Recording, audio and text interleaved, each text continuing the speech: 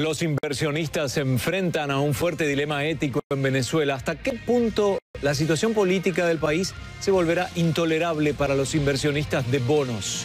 Lo analizamos en esta edición. También N Dinero. Bienvenidos.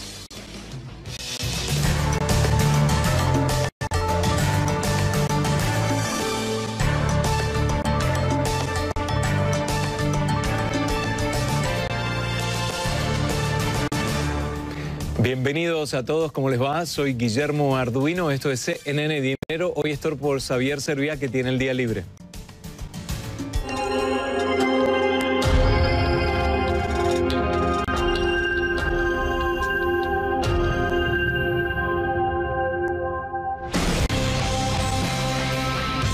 Los inversores encaran fuerte dilema ético en Venezuela, pero ¿hasta qué punto la situación política del país se volcará intolerable para los inversionistas de bonos? Lo vamos a analizar en esta edición de CNN Dinero. ¿Hasta qué punto, no, la situación política de un país se convierte en intolerable para los inversores de bonos? Es la pregunta que se hacen los tenedores de bonos de deuda de Venezuela a medida que el país desciende en una crisis cada vez más profunda y se cuestionan las prácticas éticas en el mercado de las inversiones. Esta semana el Credit Suisse circuló un memo en el que prohibía la comercialización de dos bonos venezolanos y de esa forma se vio reflejada la incertidumbre y los riesgos que se generan con esta inestabilidad política e institucional. Vamos con Juan Carlos Rodado, jefe de investigaciones de Latinoamérica para la casa financiera Natixis, que está desde Nueva York con nosotros en esta edición. Juan Carlos, bienvenido. Claro, la gente diría, bueno, es lógico, ¿no? Si hay incertidumbre política y demás con todas las noticias, pero hoy, hace escasos minutos, el presidente Donald Trump dijo que si es necesario, Estados Unidos usaría la fuerza en Venezuela. Por supuesto, eso hace temblar a aquellos que tienen inversiones o piensan en invertir en Venezuela, ¿o no? Por supuesto, este es un tema bastante delicado. Cuando estamos hablando de una intervención militar, estos son palabras mayores. Yo creo que aquí esto va fuera del tema ético. Aquí es un tema de derechos humanos.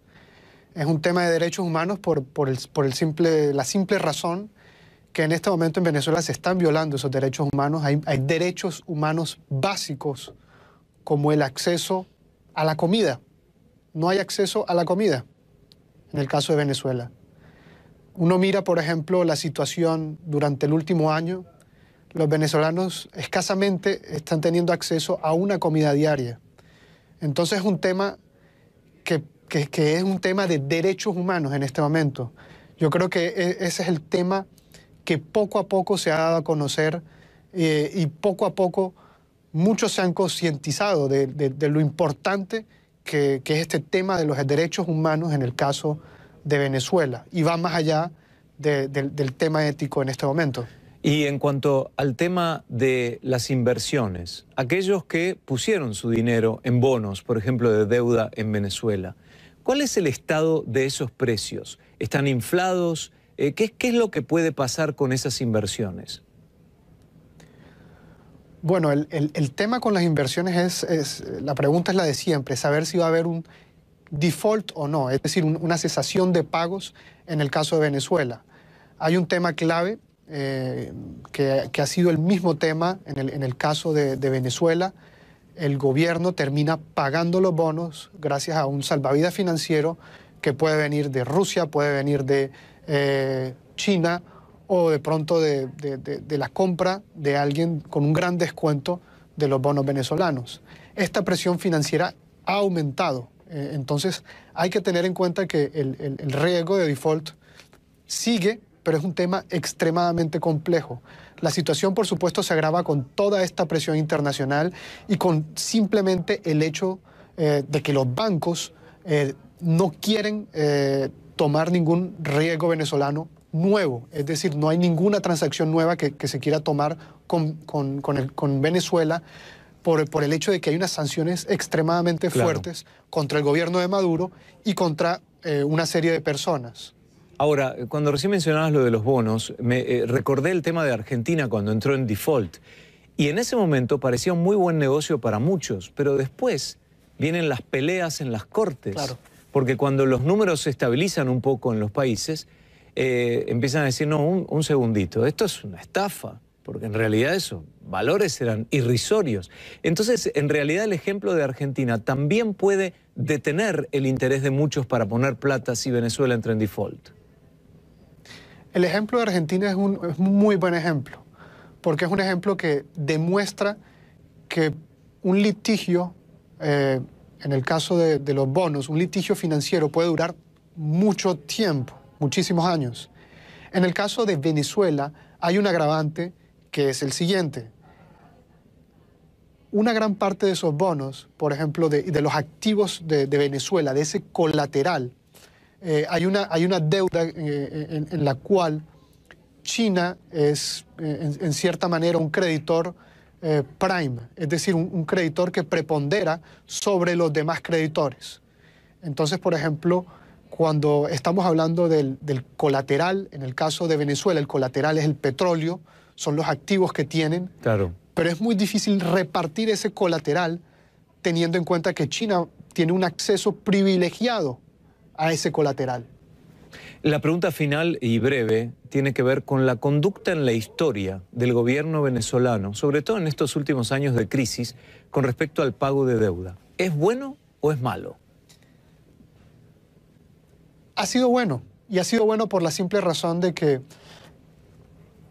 tienen que pagar la deuda para hacer que este sistema funcione. Es decir, este sistema en el cual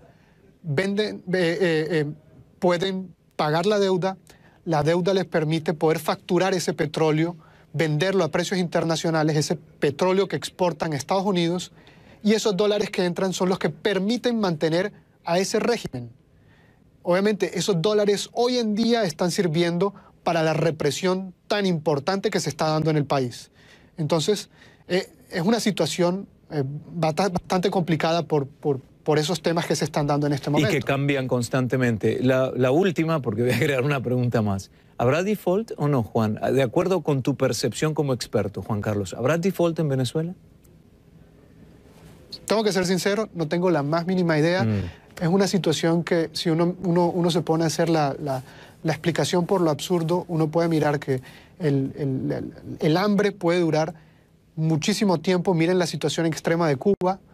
Por Claro. otro lado, tenemos la otra situación. Hay una presión financiera internacional fuerte por parte de los bancos, por parte de gobiernos. Esto puede hacer que esta situación se resuelva, esperémoslo, en muy poco tiempo. Gracias a Juan Carlos Rodado, jefe de investigaciones de Latinoamérica para la casa financiera Natixis desde Nueva York. Buen fin de semana, Juan Carlos. Gracias. Al regresar, las monedas siempre tienen dos caras. Una de ellas son las sanciones impuestas por el gobierno de Trump a Nicolás Maduro y funcionarios venezolanos. La otra es de los senadores Cornyn, Cassidy, Cochran y Wicker, quienes, aunque están de acuerdo con las medidas, abogan para que no se restrinja la importación del petróleo venezolano. Ahí está la cuestión, y queremos, antes de ir a la pausa, justamente hablar sobre este tema. Ahí está la cuestión. La clave está en la relación petrolera entre Estados Unidos y Venezuela.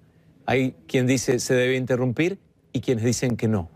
Estos que acabo de mencionar dicen, de hecho, la posición de los senadores es que hacerlo fortalecería a Rusia y a China y perjudicaría a Estados Unidos. En una carta enviada al presidente Donald Trump dicen lo siguiente: nos preocupa que las sanciones unilaterales puedan afectar la economía de Estados Unidos, perjudicar la competitividad global de nuestros negocios e incrementar el costo para los consumidores. Bloquear las importaciones podría ocasionar un gran daño a la industria y agregarle una carga a los contribuyentes en Estados Unidos. Es claro, continúan comentando, que hay un mercado afuera de Estados Unidos para recibir el petróleo venezolano. Sin la cooperación de la comunidad internacional, incluyendo a Rusia y China, la industria energética y los ciudadanos estadounidenses tendrían que lidiar con las consecuencias de las sanciones. Ahí está la visión de ese otro aspecto, ¿no?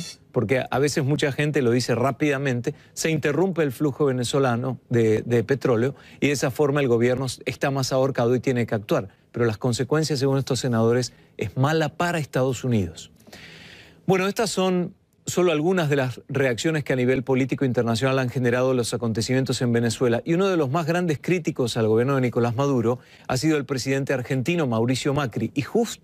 Y sobre las relaciones entre los presidentes Macri y Maduro, queremos invitarlos a sintonizar este domingo al programa Oppenheimer Presenta. En esta ocasión, Andrés Oppenheimer entrevista al presidente Mauricio Macri de Argentina, quien se refirió a la crisis en Venezuela. Esto es parte de lo que dijo el presidente argentino. ¿Maduro es un dictador? Sí, obviamente. Entonces, todas estas frases que usa Mercosur y UNASUR, de que la democracia en peligro, todo eso, o sea, si Venezuela es una dictadura, ¿por qué siguen usando eufemismos? Estas cosas de las relaciones diplomáticas internacionales y de ideología queriendo justificar lo injustificable. Hace rato que no hay democracia en Venezuela, no hay libertad de expresión. Este domingo a las 9 de la noche en nuestras señales de Estados Unidos, así como Centro y Sudamérica, Oppenheimer Presenta con el presidente de Argentina. Los esperamos.